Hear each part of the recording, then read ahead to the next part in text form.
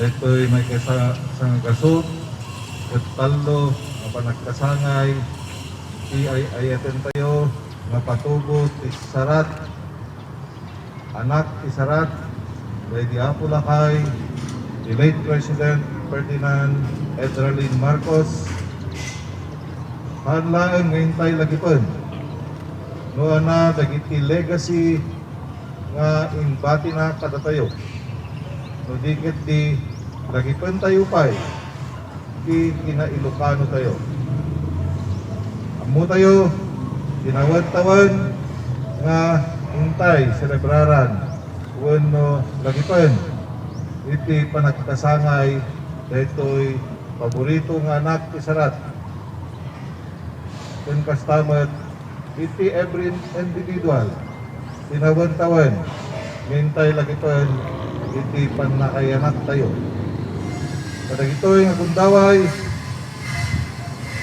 may palagitlaing kanyak,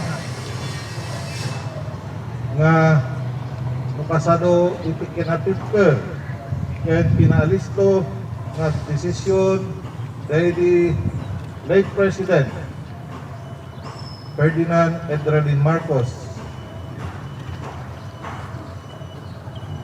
Nung ata, nung isuna tinagdesisyon kada ito'y nga kundaway, pakasaan nga kastoy, iti pinarigat, iti hintay paspasaran nga effects dito'y coronavirus, dito'y bukbukod tayo nga pagilian nga Pilipinas. Isuman, iti mangit-itid, kada tayo iti karit, pigsa ti pakinaken, pangbangayan tayo, kadagiti idealismo, nga intay aramatan, nga pagipasaran, iti nasayaat nga panagserbi, iti kabukbugutan tay, nga ili, kabukbugutan tay, nga barangay, ken nang nangruna, iti kabukbugutan tay nga komunidad. In this time of coronavirus pandemic, as we celebrate and commemorate the birthday of the late President, we are not prevented by this coronavirus. In fact, we were only lessened in numbers by virtue of observing the various protocols that was given not only by the IATF, not only by the provincial government, but also with the local government unit of Sarat. I know that Apulakay will be understanding enough, that he will understand why this number of people were the chosen one to attend this commemoration and celebration of the birthday of our great leader. No matter how other people would like to rewrite history, he is the son of Sarat. He was not only the son of Sarat, but he is the favorite son of Sarat, who has given us the motivation to succeed in life, who has given us the motivation to serve better our constituents and become a citizen of this humankind, giving a better service to our people. As we face this coronavirus pandemic, we should show the real characteristic of a Sarateño.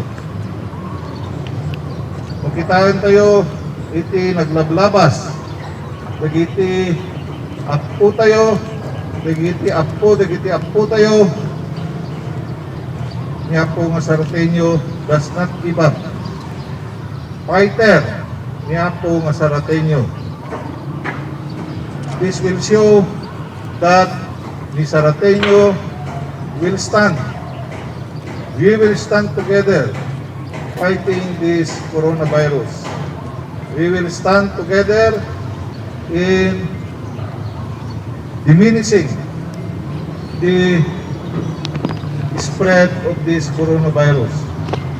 While we had been chosen also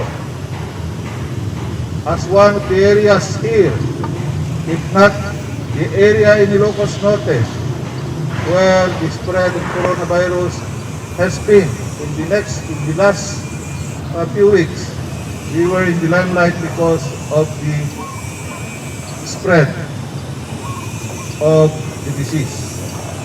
Nevertheless, you are also aware that a lot of those cases have already healed and out of the quarantine areas and the hospital. While it is a continuing process at the remnants, iti apektado. What is very important here is that we are now more capacitated to readily identify the primary contacts of all these positive cases, if not also the secondary contact of all these positive cases. I would take this opportunity also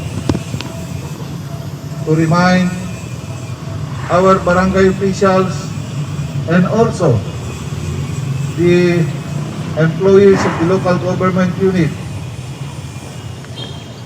na kung kinakailangan tayo ay magpa-testing because we are now having yung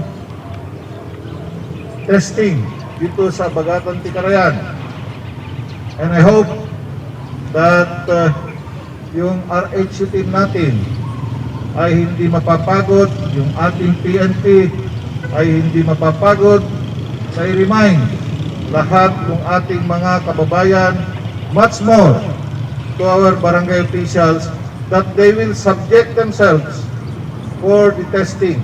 It is not for only their health, it is not only for the health of their family, for their neighbors, their barangay mates, but most importantly, to prevent the spread of the disease.